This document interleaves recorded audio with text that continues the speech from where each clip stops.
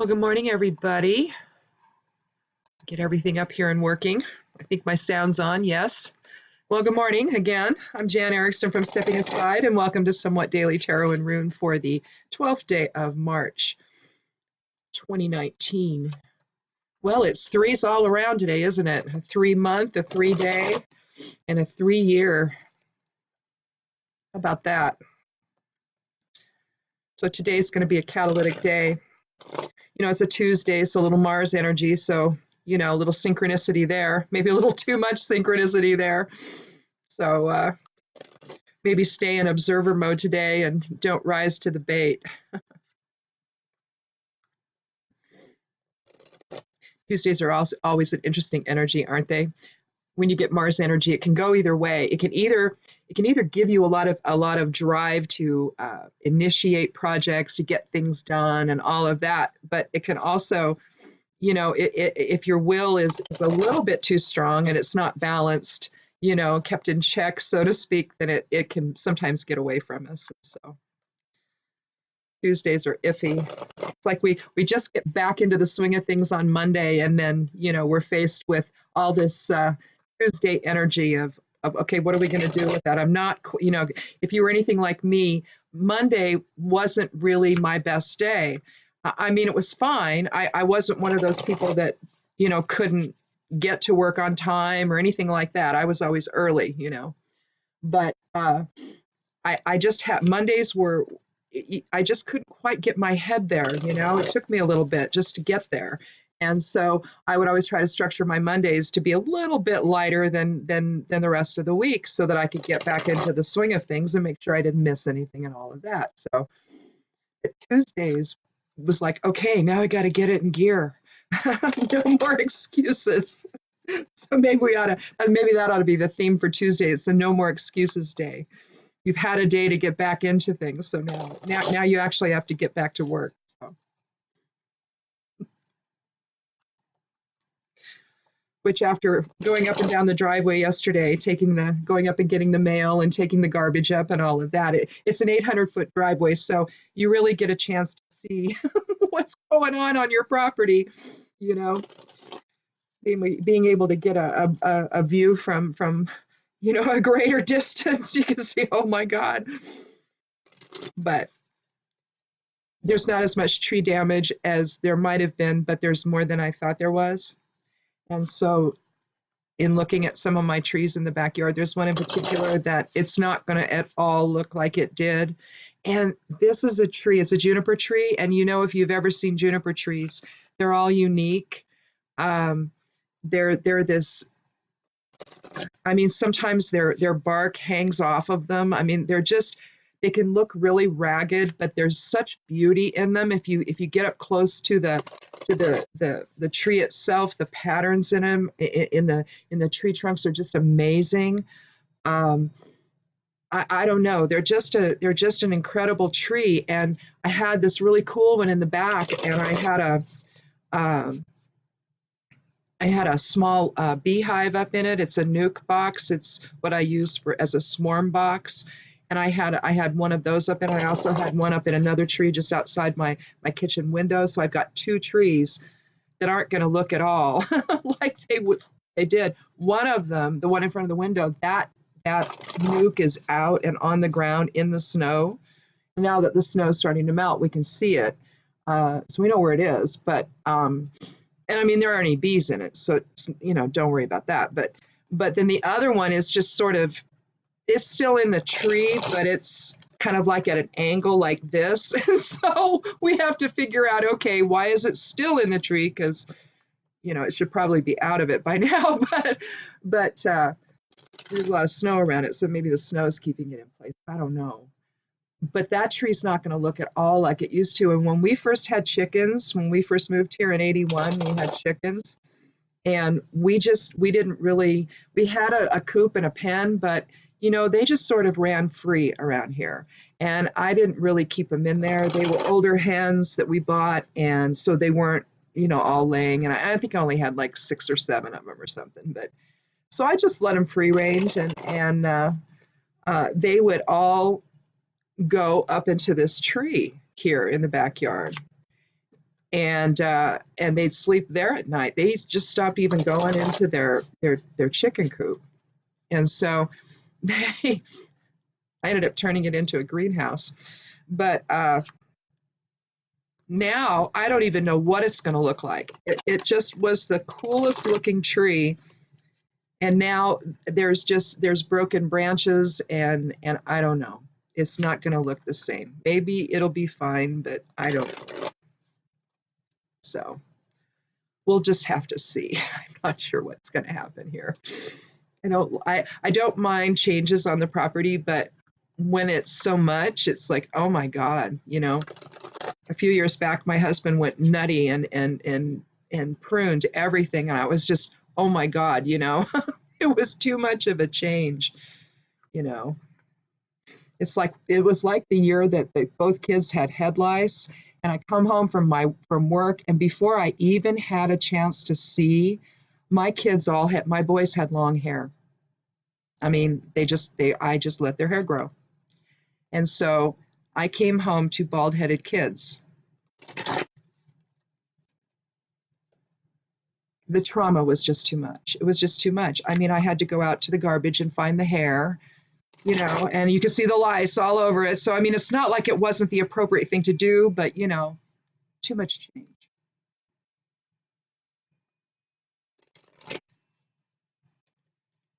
Let's get started. If this is your first time, welcome. I chat a little bit as I shuffle. So that's why I chat a little bit, because I'm actually shuffling. I'm not just talking. But I visit a little bit and then we get started. So if it's your first time, welcome. Click subscribe. I'd love you to do that. If you've been here before, thank you so much for coming back. These little gatherings are fun to do. So let's count 13 and see what we have for today.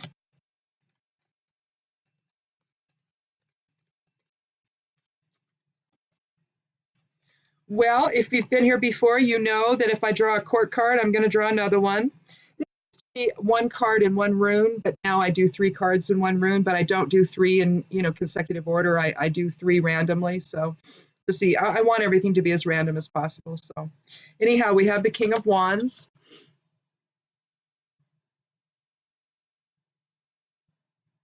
You can see him holding his staff right there with his ornate throne. You can see his orangish colored robe and the gold. You can see his little salamander down there at the bottom above the wands. You can see above the word wands, you can see his little salamander there. All of this is indicative of the fire element, the color, the wand itself, the salamander. These are all corresponding to the suit of wands and to the element of fire. And fire is our will.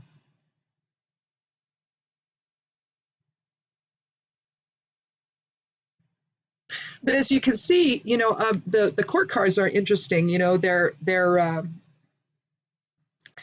kind of twofold. Well, I should say instead of twofold, let's just say they're complex.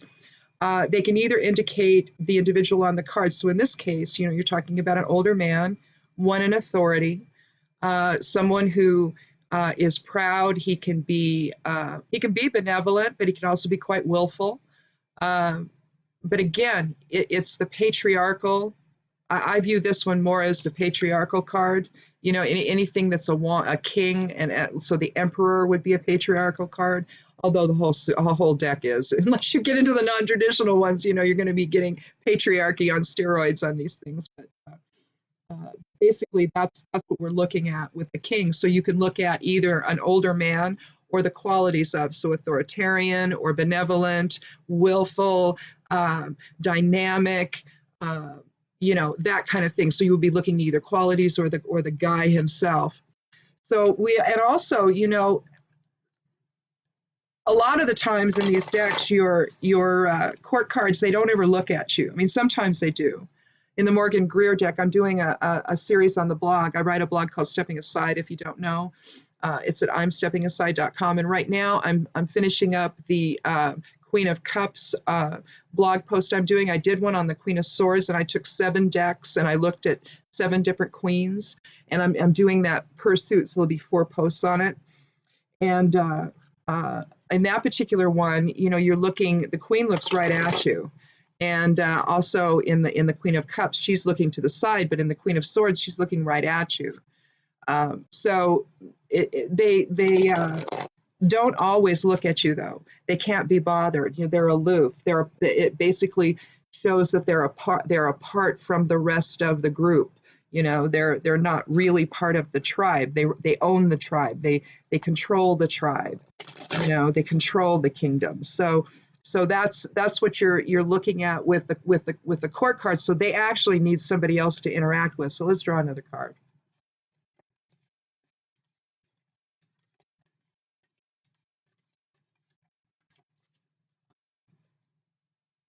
Well, we have the Chariot. Now that is card 7 from the Major Arcana. And when we get to the Major Arcana, we're looking at soul archetype cards. The majors are the ones that basically are the overall reminders of what our journey is really all about. And then you'll look at the minor cards, and that's just more specifics. You know, that gets down into the actual nitty gritty and gives us a little more specific look at you know, what this is really all about, what it really means, and how it manifests, you know, in our day-to-day lives on a more specific level than the soul archetypes, the overarching types of information that the majors give us. I don't use the T word, okay? The majors are also called something else, beginning with a T, and I don't ever use that now for obvious reasons.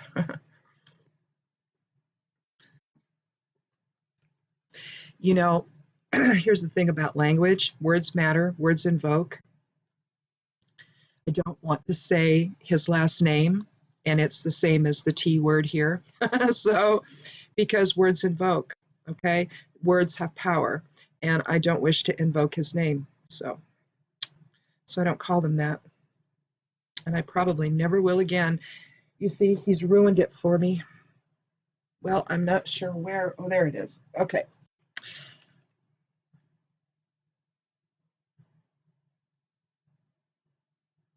So the king rides in his chariot here. And this particular king,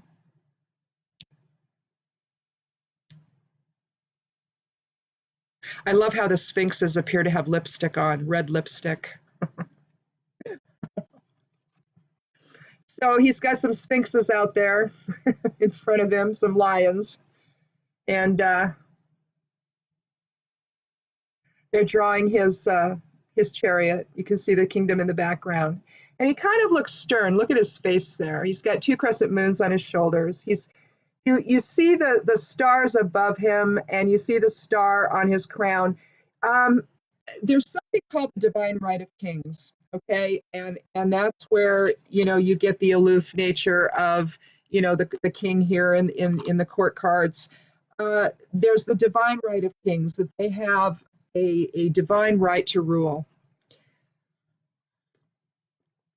Now, you can get into the whole how did that all get established idea, and depending on how you see that, you know, it was likely the closer to the extraterrestrials that modified our DNA that these people were. They put certain people in power when they were leaving and doing other things, right? Or leaving the planet or whatever they were doing. Someone had to be in charge, basically. And so I think whoever was closest in their DNA structure, they were the ones that were always in charge. So the closer you were bloodline wise, that's where you hear about, you know, the royals being part of the royal bloodline. Well, that's what that is. It's how closely aligned to that extraterrestrial aspect in our DNA. That's the divine right of kings. Okay? So however close they are, that would determine who would be, you know, in charge basically, and who would rule. And so when you see things like this, you're looking at a representation of that, the divine right of kings. That, because that's where you get the royal bloodlines. They married within. Okay, so there was a lot of, and I don't know how if they were too worried about how close they got, because at times it seems like they weren't. I know that they paid attention to you, but if they were too close of a cousin, you see, you can't marry them because genetically that, except that for how they felt about it is that's what you wanted. You wanted that kind of purity within the bloodline, and that's what this whole divine right of kings is all about. It actually has to do with that. You see the dreidel down below, the two wings there, with the sun disk in the center.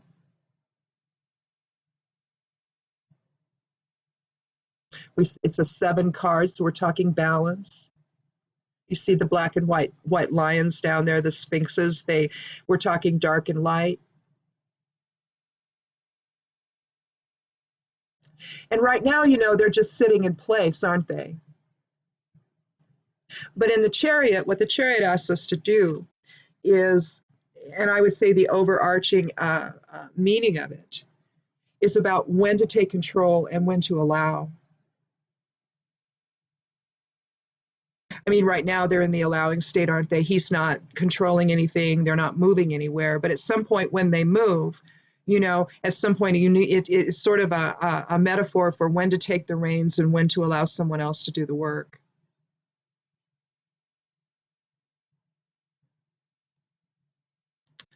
So I think when you're a person in authority, that can be a very difficult thing to do.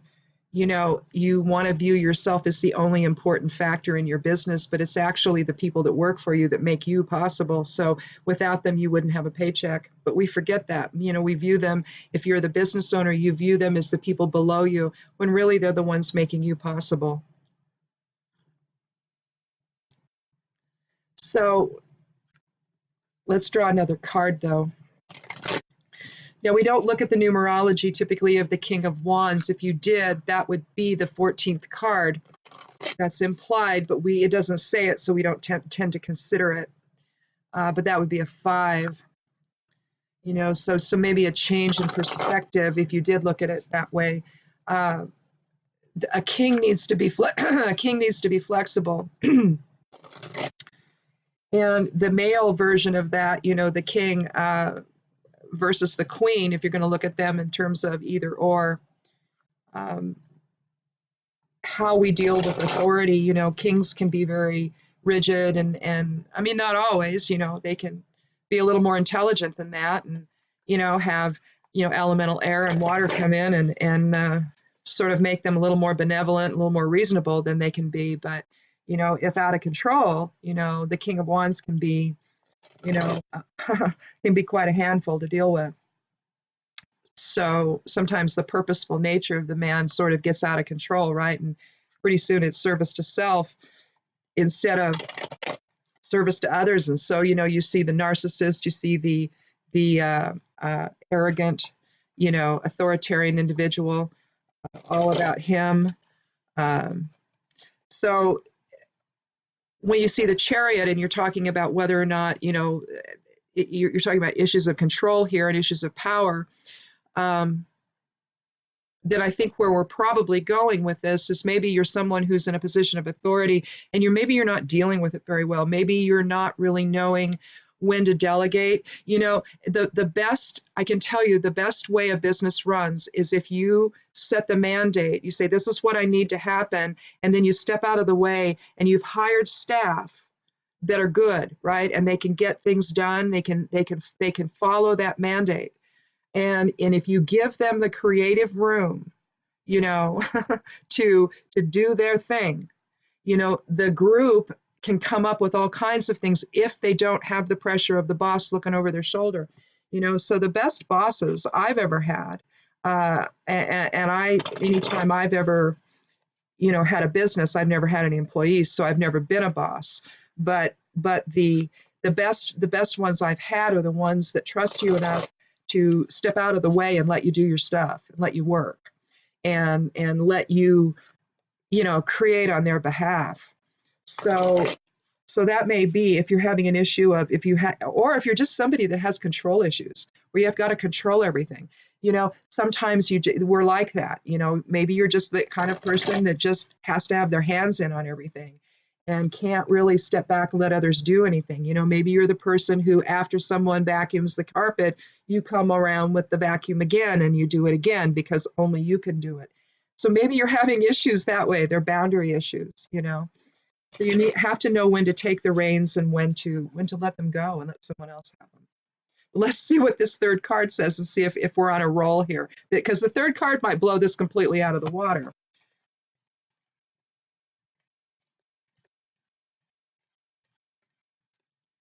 It's just that when you get a major card, you need to, it's the soul tapping you on the shoulder. It's higher self saying, hey, okay, so when I pull a court card on the third card, I don't do another one. I have pushed my luck far enough, and that's it. Fortunately, it's the Queen of Swords.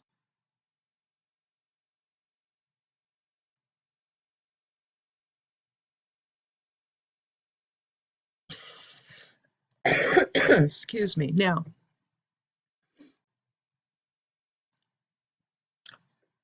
remember when I just said that you can pull the final card and it can blow it out of the water? Well, this could be a power struggle going on between a man and a woman. So, depending on what you are, you could be having a power struggle with the opposite sex. Right now, we're looking at wands, that's will. Swords represents air or intellect. So will versus reason.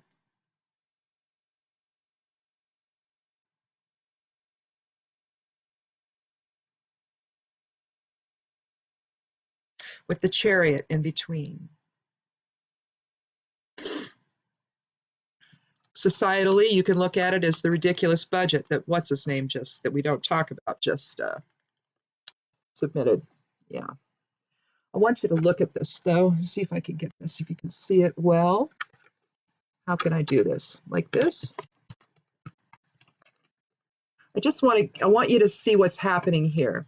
Do you see how the Queen and the King are looking away from one another?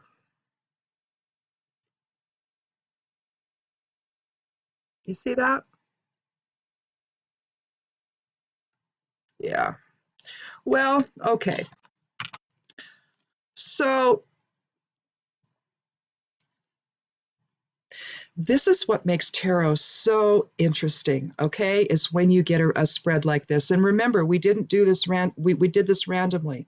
I didn't go 1, 2, 3, okay? If I was doing a 3-card reading that I was writing up or I was doing it for someone, then I would just lay them down one after the other. But for this purpose, I don't. I want this whole thing to be just as random as possible.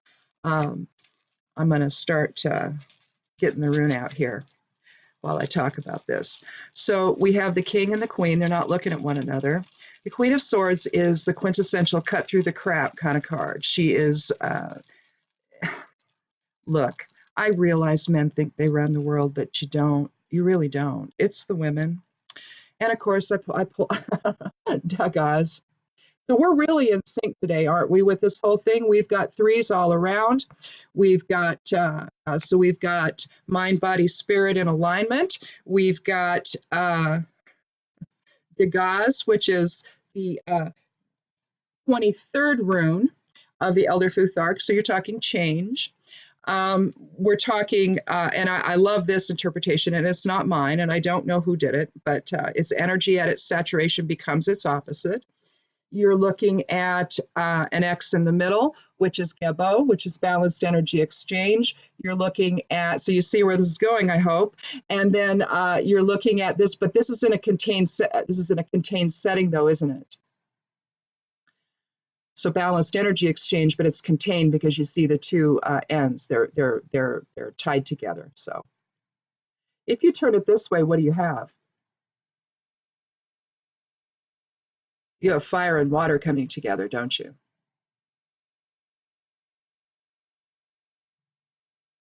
Water sort of tamping down the will maybe a little bit, cooling that down a little bit. But when it merges together, see, then you have the Merkaba, which is the soul vehicle, isn't it? That's if they continue going this way. And that's what you have. The message today, I think, is about balanced energy exchange with others. It's about learning to balance will with intellect and reason.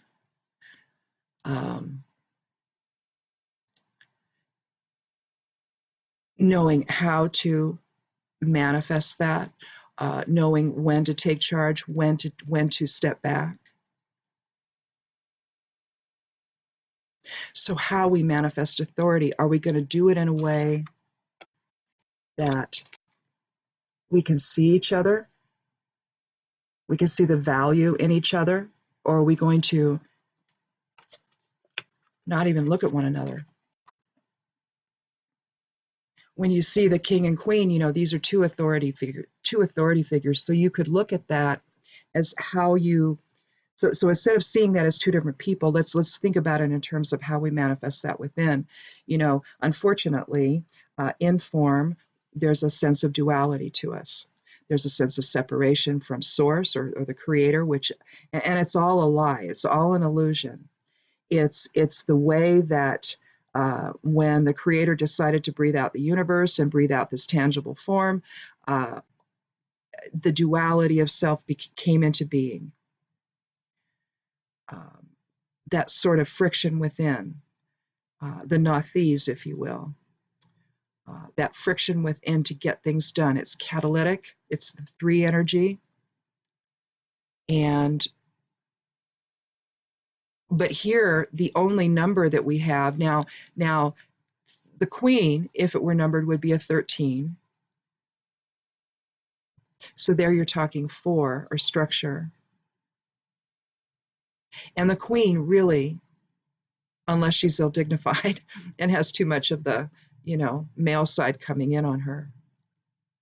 You see, that's when we get out of balance. We can think of it in terms of gender, and it's really not useful to do that. I typically like to say projective and receptive influence instead of male and female or masculine and feminine, because it genderfies. I don't know. It brings it down to men versus women too much, and I think that it gets very, very confusing. We all possess both aspects within, and so it's when they're not in balance that things tend to, depending on how much out of balance, that things tend to get dicey. So perhaps too much receptive energy, maybe we don't speak up for ourselves when we should. Too much, and maybe we speak up too much, and we don't do it right. And so, maybe we express too much of the ill-dignified aspect of the king if we're expressing authority. So maybe we're just too dominant, too domineering, too oppressive. And the Queen of Swords maybe is just maybe a little too harsh in her judgments. And so if we can find a way to tamp that down a little bit, bring it a little more in balance, then we would have just the right amount of will and just the right amount of receptivity, that we can then know when to take the reins and when to step back, which I think is the whole meaning behind the Chariot.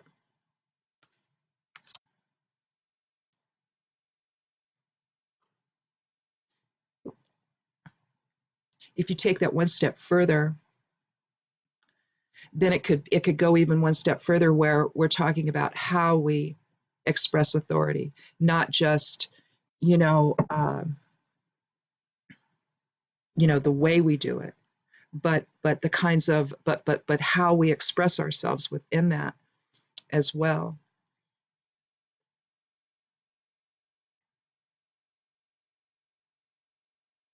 So that's really interesting. I just think it's amazing when you can see this whole structure come out this way. Basically, will needs to talk with intellect. Will needs to communicate, stay in communication with intellect, because, as we're getting out of control and getting carried away with ourselves, intellect's going, wait a minute, does that make sense? And then if there was a card of emotion here, Emotion would be going like, are you kidding? You know, no, you'll ruin everything. Oh no. And then basically, you have Degas really is aligns well, I think, with the Chariot.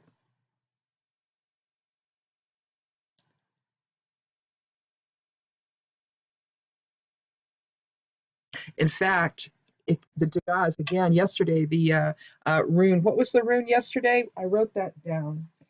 I forget what it was. It was I was ended up being, I think, the significator for the reading, just as I think that Degas is here.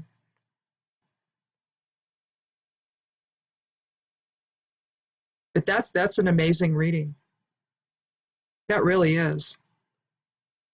I love the interaction or lack thereof between the king and the queen. But that's the thing when will gets carried away. And today's is of course is a Mars energy. So when you have Mars energy, you're talking a lack of impulse control. So we want reason maybe to kind of tamp that down a little bit and sort of keep the impulse control in check.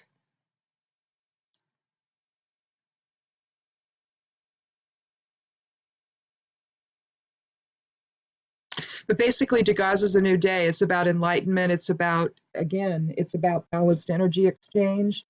But it's done so in a contained setting. Gebo itself is just an X.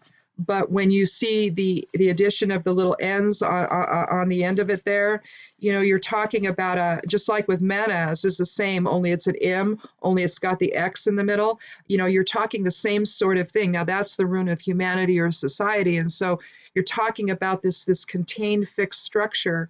The same here with Degas.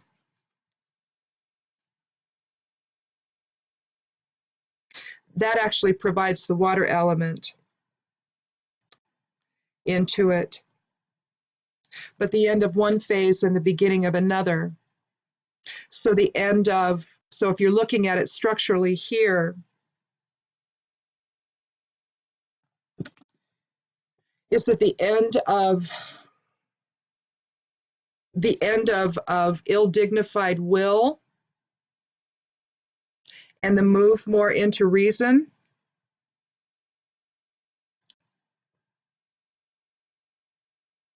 Maybe so.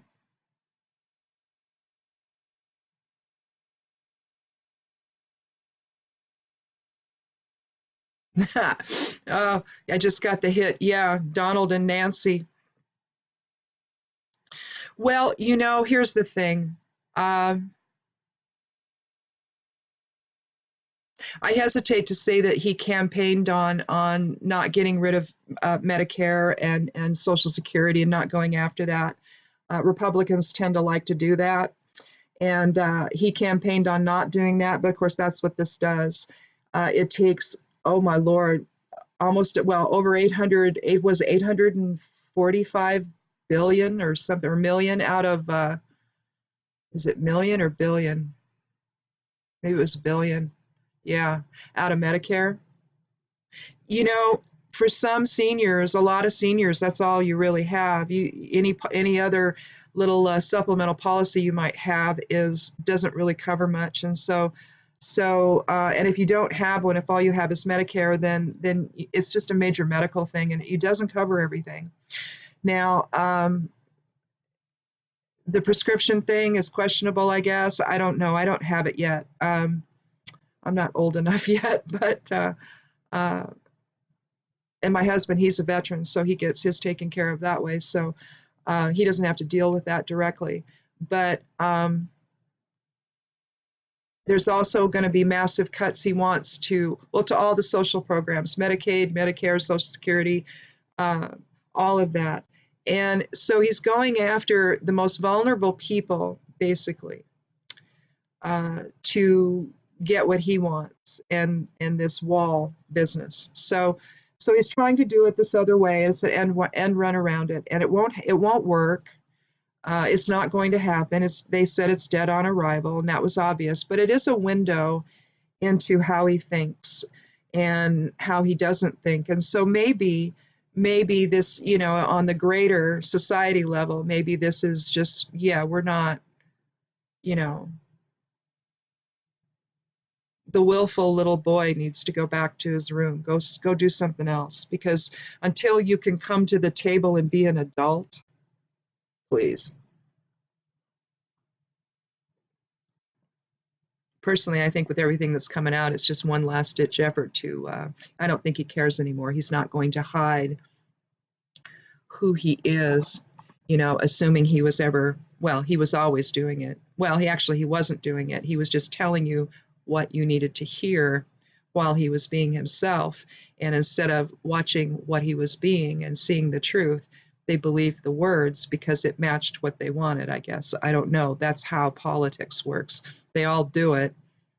I don't care who they are. It doesn't matter what party they are. They all do it. They tell the voter what the voter wants to hear and hide who they are. In his case, he was never who the apprentice touted him to be. That was a creation. What you see on stage, yeah, that's what you elected. And that's how he governs, because he doesn't know what governing is. So now we have will, if they do this, but it's this right now. But why talk to a petulant child? Because until the child can get off the sugar high, you can't reason with them, right? And that's what we need to be able to do. We need to be able to approach problems in a reasonable manner. But you also need to be able sometimes to be dynamic and actually make a decision. So you need the will in there to help, ferry that whole thing along. Help create the impetus, create the catalyst for change, the catalyst for things to happen, the catalyst for the decisions to get made. Otherwise, reason just does this. Oh, this, I'll think about this and I'll think about that and I'll think. And you stay in the thinking without the will or the emotion as a catalyst to make a decision. You're kind of stuck there. So, but you don't, on the other hand, want to be so willful that you can't find reason. You can't be reasonable about anything. So okay. Well, I guess that's it. I have to finish the lunar transits. They should have actually been up already, and I didn't finish them last night. So I have to finish that. I also have to finish the cups. So I've got to finish that today. I don't know how much melting is going to go on because it's going to be a little cooler today, but so I don't think I have to get outside yet. But my driveway is almost clear, so that's cool. You can actually see rock and gravel amidst the snow.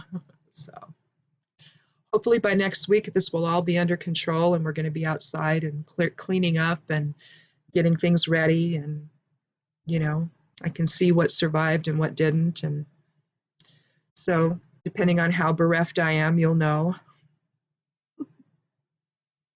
So anyhow, thanks so much for coming by. Again, click subscribe. I'd love you to do that. Check out the blog. I'm at imsteppingaside.com. It's called Stepping Aside. And I guess that's it.